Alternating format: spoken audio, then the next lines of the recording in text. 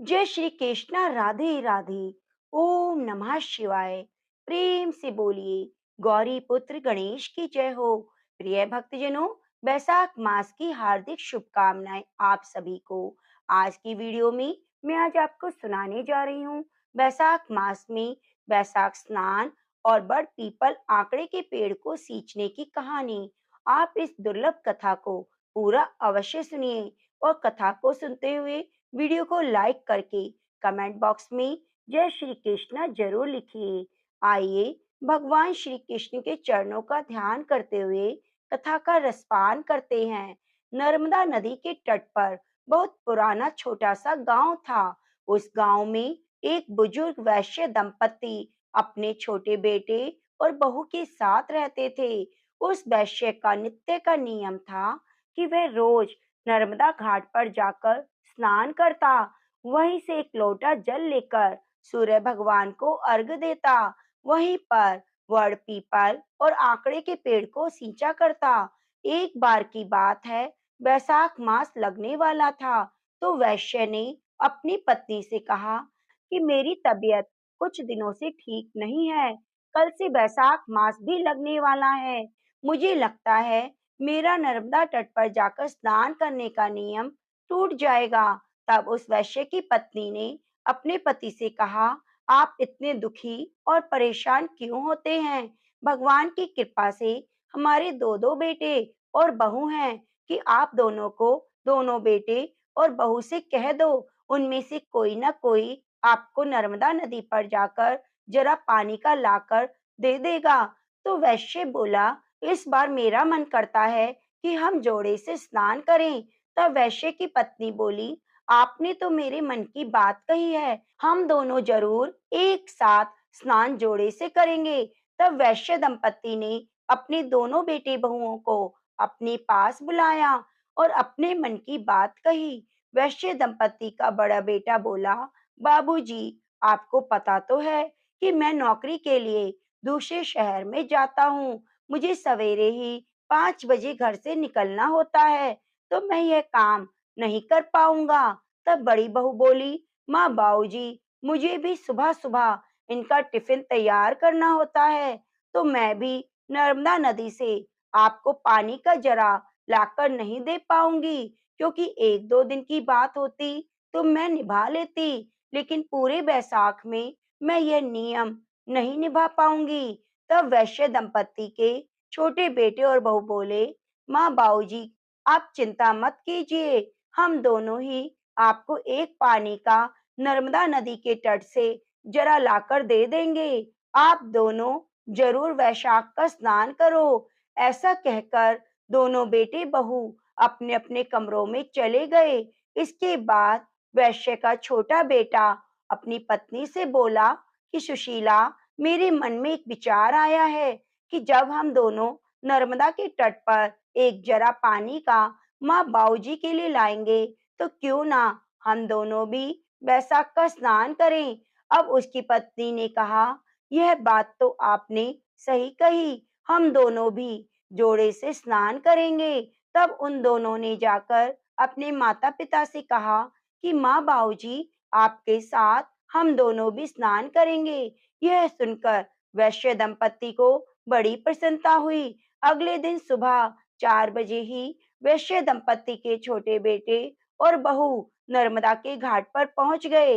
वैश्य के छोटे पुत्र ने मर्दाना घाट पर स्नान किया और पत्नी सुशीला ने जनाना घाट पर स्नान किया। स्नान करने के बाद दोनों एक जरा पानी का लाकर अपने माता पिता को दे देते हैं। तब वैश्य दंपति ने चरु में से पहले एक लोटा जल निकाल कर रख लिया और बाकी बचे जल से स्नान किया। फिर उस लोटे के जल से सूर्य भगवान को अर्घ दिया। फिर बड़ पीपल आंकड़े के पेड़ को नर्मदा के जल से सींचा, पूजा की, 5 परिक्रमा की। पहले के जमाने में घरों के आंगन में ही बड़ पीपल और नीम आंकड़े के पेड़ हुआ करते थे। तब वैश्य दंपति जब स्नान कर लेते हैं, तो छोटी बहू सुशीला उनके कपड़ों को धोकर आंगन में सुखा देती, फिर चाय बनाकर अपनी सासू को देती, खाना देती। इस प्रकार पूरा वैशाख मास बीत गया। जब बैसाख की पूर्णिमा का दिन आया तो वैश्य दंपत्ति ने अपने छोटे बहू बेटे से कहा कि तुम दोनों ने भी हमारे साथ वैशाख स्नान किया है, तो संपूर्ण फल पाने के लिए हमें एक जोड़ा ब्राह्मण दंपत्ति को भोजन कराना चाहिए। तब उन्होंने बहू से कहा कि बहू तुम कल स्वादिष्ट खीर, मालपुए, कचौड़ी आदि बनाना। 2 जोड़ा ब्राह्मण दंपत्ति को गांव से बुलाकर ले आना। हम उन्हें भोजन कराएंगे, कपड़े और दक्षिणा आदि देंगे। तब दोनों बेटा बहू बोले, माँ बाबूजी, जैसा आप चाहेंगे वैसा ही होगा। तब दूसरे दिन छोटी बहू ने सुबह जल्दी उठकर खीर, मालपुए, कचौड़ी बनाए और गांव में ब्राह्मण दंपत्ति को बुलाने चली गई। आधे रास्ते में पहुंची थी कि उसे 2 ब्राह्मण और ब्राह्मणी आते दिखाई दिए। बहू ने सोचा शायद ये तीर्थ यात्री हैं, गांव के तो नहीं लग रहे, क्यों ना मैं इन्हीं को भोजन के लिए घर ले जाऊं। तब छोटी बहू ने उनको प्रणाम किया और बोली, पंडित जी, आज बैशाखी पूर्णिमा है, मेरे सास ससुर और हमने दोनों ने जोड़े से भोजन आपको कराना चाहते हैं, कृपया आप मेरे साथ मेरे घर भोजन करने चलें। तब पंडित पंडिताइन बोले, पुत्री, हम तो तीर्थ यात्री हैं, हमें भोजन मिल जाए, इससे बड़ी बात क्या हो सकती है। तब वैश्य की छोटी बहू उनको घर ले आई, उसके लिए आंगन लगाया, चौकी लगाई, पानी का लोटा भरकर रखा, भोजन का थाल परोसा, सभी ने भरपेट भोजन खाया। फिर वैश्य दंपति ने उन्हें कपड़े और दक्षिणा दी। तब ये दोनों ब्राह्मण ब्राह्मणी ने उनको बहुत सारा आशीर्वाद दिया। तभी वैश्य दंपति अपने छोटे बहू और बेटे से बोले कि इनके चरण धोने के लिए जल का लोटा लेकर आओ। तब बेटा बहू जल की झारी लेने के लिए अंदर चले गए। वैश्य दंपति चरण पहुंचने के लिए गमछा लेने के लिए कमरे के अंदर चले गए। पीछे से ब्राह्मण दंपति जो भगवान राम, माता सीता, विष्णु जी और माता लक्ष्मी थे, वे ब्राह्मण और ब्राह्मणी का वेश धरकर वैश्य दंपति और उसके छोटे बहू के वैशाख स्नान बड़ पीपल आंकड़े के पेड़ को सींचने का पुण्य फल देने आए थे, उनके सत की रक्षा करने आए थे। वे अंतर ध्यान हो गए।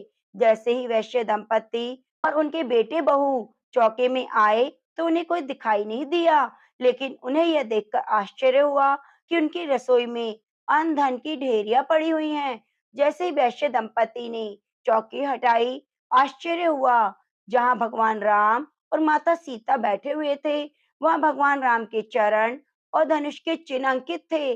जहां माता सीता बैठी हुई थी, वहां सोने की मोहरों की थैली पड़ी हुई थी। जहां भगवान विष्णु बैठे थे, वहां चक्र का चिन्ह था। जहां माता लक्ष्मी थी, वहां सोने चांदी के आभूषण थे। यह खबर पूरे गांव में आग की तरह फैल गई कि वैश्य दंपति के घर भगवान राम, माता सीता, विष्णु भगवान और माता लक्ष्मी प्रकट हुए हैं। तो वैश्य दंपति के घर लोगों के दर्शन का तांता लग गया। तब वैश्य दंपति के बड़े बेटे बहू को पता चला तो उन्हें बहुत दुख हुआ कि अगर हम भी वैशाख स्नान करते, माँ बाबूजी के लिए नर्मदा का जल का स्नान कराने के लिए जरा ला कर देते, तो आज हमें भी भगवान के दर्शन होते। उस दिन वैश्य दंपति ने पूरे गांव में ढिंडोरा पिटवा दिया कि पूरे बैसाख में स्नान करने से, बड़ पीपल आंकड़े के पेड़ को सींचने से घर में आय दरिद्रता दूर हो जाती है, अन्न धन के भंडारे भर जाते हैं। इसलिए पूरे मास बैसाख मास में व्रत करना संभव ना हो तो स्नान करने के बाद बड़ पीपल आंकड़े के पेड़ की पूजा अवश्य करें। इससे घर की दरिद्रता दूर हो जाती है। बड़ पीपल देवता हैं, वैशाख देवता। जैसा सुख आपने वैश्य दंपति और उनके छोटे बेटे बहू को दिया, वैसे सबको देना। कहानी कहने वाले, सुनने वाले, हुंकारा भरने वाले को देना। अपनी कृपा सभी पर बनाए रखना। प्रिय भक्तजनों, प्रेम से बोलिए, लक्ष्मी नारायण भगवान की जय हो, सियावरी रामचंद्र की जय हो। प्रिय भक्तजनों, आज की कहानी सुनने के लिए आपका बहुत बहुत धन्यवाद। अगर आपको कथा पसंद आई है तो आप हमारे चैनल को सब्सक्राइब जरूर कीजिए और बगल में बनी घंटी को दबाना ना भूलें, जिससे आने वाली वीडियो की नोटिफिकेशन आपको सबसे पहले मिल सके। मिलते हैं अगली कथा कहानियों के साथ। तब तक के लिए धन्यवाद।